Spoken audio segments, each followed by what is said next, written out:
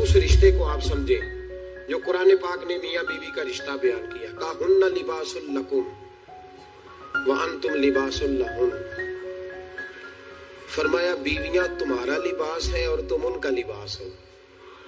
वो तुम्हारा लिबास है और तुम, अल्लाहु अकबर, कैसा खूबसूरत लफ्ज कुरान पाक ने। हुन्ना लिबासुल लकुम व अंतुम लिबासुल लहुन। फरमाया वो तुम्हारा लिबास है और तुम, समझ आ रही है ना जी बात की, वो तुम्हारा लिबास है और तुम उनका लिबास हो। तीन खूबियां तो हर लिबास में होती हैं। तीन चीजों के लिए लिबास पहना जाता है। तीन चीजें, तीन किस्म की आसाइशें लिबास में पाई जाती हैं। इस पर तो तमाम मुफस्सिरीन का इत्तेफाक है। सबसे पहली चीज, लिबास जो होता है वो बंदे को गर्मी और सर्दी से बचाता है।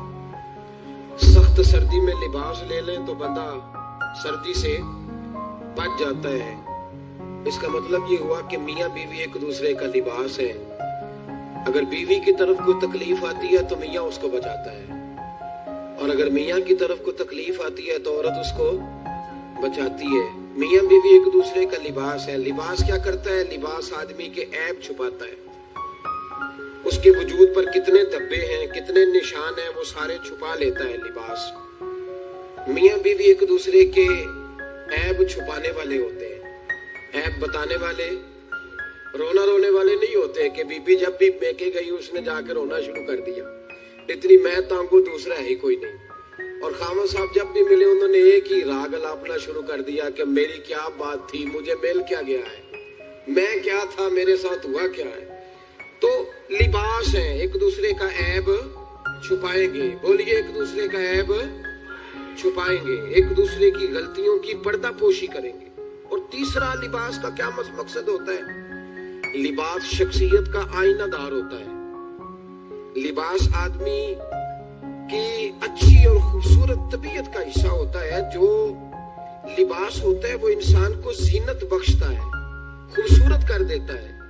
दाढ़ी वाला आदमी नंगे से फिरे तो खूबसूरत नहीं लगता, टोपी पहन ले तो बड़ा प्यारा लगता है, टोपी पहने तो बड़ा, और अगर इमामा बांध ले तो नूर नाला नूर होना शुरू हो जाता है। अल्लाह करे आप खुश हो जाए, आमीन तो कह दें। अल्लाह करे फजर की नमाज आप इमामा बांध के पढ़ ले, आमीन तो कहें।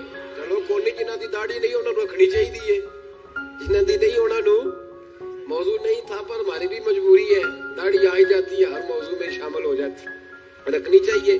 सब याद रखें, लिबास आदमी को जीनत देता है। कुरान मजीद के लफ्जों पे गौर करो।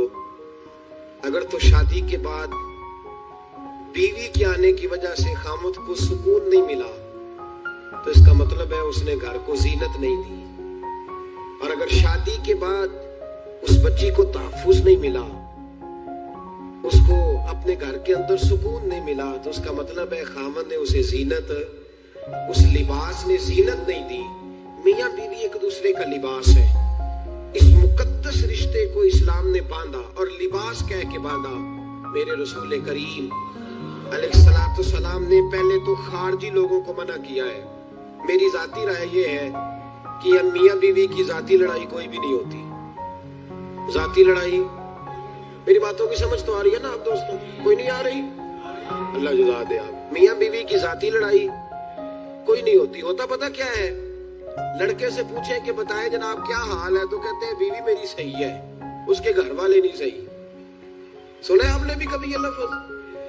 तो इसी तरीके से अगर लड़की से पूछें कि तेरा क्या हाल है, तो कहती है खामन तो मेरा ध्यान रखता है, उसकी अम्मा नहीं ख्याल रखने देती। तो लड़ाई जो होती है वो तीसरे आदमी की वजह से होती है। तेरी अम्मा आई थी तो इस तरह कह गई, तो तेरा भाई आ गया था तो वो ये कह गया, तीसरे फर्द की वजह से। मेरे नबी करीम अलैहिस्सलाम ने तीसरे बंदे को समझाया है, तीसरे फर्द को हुजूर ने समझाया है। नबी पाक अलैहिस्सलाम ने फरमाया खबरदार, माँ, भाई, बेटा, बाप सारे लिहाज करें, बसने दे मियाँ बीवी को। अगर शादी कर दिया तो उनको सुकून से रहने दो। तुम दो जुमले कह के चले गए, कोई ऐब निकाल के जो छुपा हुआ था खामन की नजर में वो निकाल के बता दिया कि तेरी बीवी ये काम भी करती है। अब तुम तो हट गए वो बात कह के, अब उन्होंने इकट्ठे रहना है। उनकी जिंदगी मुसीबत का शिकार हो गई, आजमाइश में आ गए वो दोनों, सारी जिंदगी कुड़ते रहे। एक ऐब کہ لڑکی کے گھر والے لڑکے کا اسے بتا کے چلے گئے تیرے خامد میں یہ عیب پایا جاتا ہے، وہ ساری زندگی کڑتے رہیں گے، تکلیف میں رہیں گے، انہوں نے تو کٹھے رہنا ہے۔ بتانے والا چلا گیا، میرے رسول کریم صلی اللہ علیہ وسلم فرماتے ہیں لعنتی ہے وہ شخص، لعنتی ہے وہ شخص۔ یا رسول اللہ کون سا؟ فرمایا جو بیوی کو مرد کے خلاف اکساتا ہے اور مرد کو بیوی کے خلاف اکساتا ہے، وہ لعنتی ہے، ملعون ہے، رحمت الہی سے دور ہے وہ شخص۔ انہیں قریب کرنے کی کوشش کر، تو ان کے اندر محبت پیدا کرنے کی کوشش کر۔ میرے نبی کریم علیہ الصلوۃ والسلام نے جب حضرت سیدہ فاطمہ الزہرا رضی اللہ تعالی عنہا اور جناب سیدنا علی المرتضی رضی اللہ تعالی عنہ کی شادی کی تو نبی پاک نے دونوں کے سر جوڑے اور دونوں کے درمیان محبت کی دعا فرمائی، دونوں کے درمیان محبت کی دعا فرمائی۔ اور نبی پاک صلی اللہ علیہ وسلم حضرت فاطمہ کے سامنے جناب علی کے فضائل بیان فرماتے تھے، اور جناب علی آتے تو نبی پاک فرماتے فاطمہ تو میرے وجود کا حصہ ہے، وہ تو میرے جگر کا ٹکڑا ہے۔ تو ان دونوں کے درمیان الفت پیدا، یہ سب سے پہلے تو خارجی لوگ اس بات کا خیال کریں، سب سے پہلے تو خارجی لوگ خیال کریں، توجہ دیں، ان کو بکھرنے سے بچائیں۔ اب میاں بیوی بھی سمجھ لیں کہ ہماری ذمہ داریاں کیا ہیں۔ مسند امام احمد بن حنبل میں حضرت ابو درداء رضی اللہ تعالیٰ عنہ سے حدیث مروی ہے، نبی کریم صلی اللہ علیہ وسلم کی بارگاہ میں ایک خاتون نے آ کے عرض کیا یا رسول اللہ صلی اللہ علیہ وسلم مجھے بتلائیے خاوند کا حق کیا ہے۔ یہ جو حدیث سنانے لگا ہوں نا، یہ بیٹی کو سنانی ہے جا کے، یہ ٹیلی فون کر کے بہن کو سنانی ہے، صرف بیوی کو سنانے کی نہیں ہوتی یہ چیزیں۔ یہ حدیث بیٹی کو سمجھائیں، بہن کو سمجھائیں، ان لوگوں کو سمجھائیں تاکہ، اور یہ یاد رکھیں خاوند کے حقوق اگر بچی کے گھر والے اسے سکھائیں نا تو اس کی سمجھ میں جلدی آ جائیں گے، اور بیوی کے حقوق اگر خاوند کے گھر والے اس کو سمجھائیں تو اس کی سمجھ میں بات جلدی آئے گی، وہ خیر خواہ سمجھتے ہیں اپنے رشتہ داروں۔ یہ والی حدیثیں ان لوگوں کو سنانی چاہیے جن لوگوں کا بچہ ہے یا بچی ہے، متعلقہ آدمی حقوق بیان کرے۔ جب متبادل چیز کسی کے سامنے آتی ہے تو وہ کئی دفعہ سمجھتے ہیں کہ خلوص اس میں پورا نہیں پایا جاتا۔ حضرت ابو درداء رضی اللہ تعالیٰ عنہ فرماتے ہیں ایک خاتون حضور کی بارگاہ میں آئی، عرض کرنے لگی یا رسول اللہ صلی اللہ علیہ وسلم میں نکاح کرنا چاہتی ہوں، شادی کرنا چاہتی ہوں، مجھے بتلائیے خاوند کا حق کیا ہے، اگر تو میں ادا کر سکتی ہوں تو میں نکاح کروں، ورنہ میں اس کام سے بچوں۔ میرے نبی کریم علیہ الصلوۃ والسلام نے فرمایا بی بی اگر خاوند کے ناک سے رینٹ نکلے، ریشہ نکلے، پیپ بہے اس کی ناک سے، اور بی بی اپنی زبان سے وہ صاف کر دے تو پھر بھی اس کا حق ادا نہیں ہوتا۔ حضرت ابو درداء کہتے ہیں آنکھ کھول کے اس عورت نے دیکھا تو میرے نبی پاک نے اگلے جملے ارشاد فرمائے، حضور نے فرمایا تو ان باتوں میں حیرت کر رہی ہے، میں اگر خدا کے علاوہ کسی کو سجدے کا حکم دیتا تو میں عورت کو کہتا اپنے خاوند کو سجدہ کرے، میں اس کو کہتا یہ کام کرے۔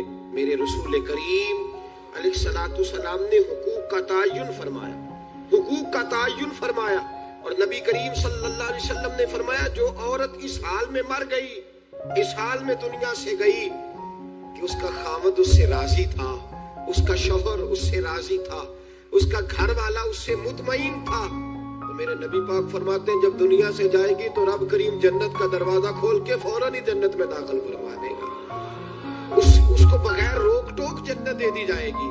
شرط یہ ہے کہ وہ جب دنیا سے جائے تو اس حال میں جائے کہ اس کا خاوند اس سے شکوے نہ کرتی پھرے، شکایتیں نہ کرتی پھرے، شکایتیں نہ کرے۔ ہمارے زمانے میں شکایتیں ہوتی ہیں اور خواتین عورتیں اس بات کو سمجھتی نہیں۔ اللہ نے جو میرے نصیب میں رکھا تھا اور جو خاوند رب نے میرے لیے پسند کیا تھا وہ اللہ نے مجھے عطا فرما دیا ہے۔ وہ شکوے کرتی ہیں، شکایات کرتی ہیں، اور دوسری عورتوں کو سامنے رکھ کے وہ فلاں کے حصے میں یہ چیز آئی، فلاں کے حصے میں یہ چیز آئی، فلاں کا خاوند یوں کرتا ہے، شکوہ کرتی ہیں۔ میرے رسول پاک علیہ السلام نے فرمایا عورتیں کثرت سے جہنم میں جائیں گی، کثرت سے۔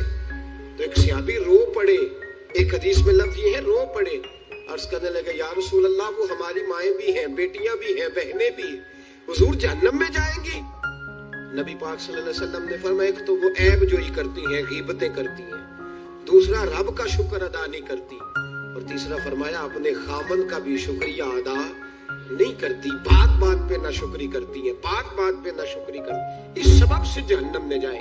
औरत के हुकूक का तायुन फरमाया, और साथ ही मेरे रसूल पाक अलैहिस्सलाम ने मर्द की तरफ तवज्जो फरमाई, और क्या खूबसूरत लफ्ज़ इरशाद फरमाए, फरमाया तुम में हर आदमी अपने आप को अच्छा समझता और अच्छा कहता है, हर आदमी कहता है, लेकिन कोई अगर मुझे आके पूछेगा कि महबूब आपकी उम्मत में अच्छा कौन है, तो हुजूर फरमाते हैं मैं उसे अच्छा समझूंगा जो अपने घर वालों के हक में अच्छा है, जो अपनी बीवी खैरुकुम लिअहले, तुम में से बेहतरीन वो है जो अपने घर वालों के लिए अच्छा है। और फरमाया जाओ मेरे घर जाके पूछ लो, वाना खैरुकुम लिअहली, मैं तुम सबसे ज्यादा बढ़कर अपने घर वालों के लिए अच्छा हूँ। तुम में बेहतरीन वो है जो अपने घर वालों के लिए, बाल बच्चों के लिए, बीवी के लिए अच्छा है। रसूल करीम अलैहिस्सलाम ने खामद को हुक्म दिया और इरशाद फरमाया कि औरत टेढ़ी लकड़ी है, बेचारी को अल्लाह ने अकल पूरी नहीं दी। एक बच्चा छोटा होता है, हमें पता होता है कि इसका शऊर पूरा नहीं, अगर कोई गलती करे तो क्या उसे निकाल दिया जाता है घर से? बोले, छोटा बच्चा है, वो कई दफा बड़ा नुकसान कर देता है, आप क्या कहते हैं? उसे मारते हैं, कुल्हाड़ी ले आते हैं उसके लिए? इस तरह करना चाहिए, उसके अब्बे को बुला लेना चाहिए, बेइज्जती करनी चाहिए पंचायत में बिठा के कि ये गलती की है तेरे बच्चे ने। भाई दादा ये काम करता है? बोले ना, क्यों नहीं करता? वो कहता है हमारा बच्चा ना समझ है, अपना पोता है, हमारा अपना है, अगर हम इसका बात निकालेंगे तो बड़ा काम गलत हो जाए। लेकिन वही अब्बा जी जब बहू कोई गलती कर बैठती है तो पंचायत बुलाते हैं, लोगों के सामने माज़अल्लाह ताला बड़ी कड़वी कुसैली बातें करते हैं, ऐसी बातें करते हैं कि जो उनकी बेटी के बारे में कही जाए तो वो कभी पसंद ना करे, इतने सख्त जुमले कहे जाते हैं, बेटी वाले को रुसवा किया जाता है। मेरे नबी करीम अलैहिस्सलाम ने फरमाया ये टेढ़ी लकड़ी है, बेचारी को अल्लाह तबारक व तआला ने अपनी हिकमत के तहत अकल अता फरमाई है, तुम अगर चाहोगे सीधी करना तो ये टूट जाएगी,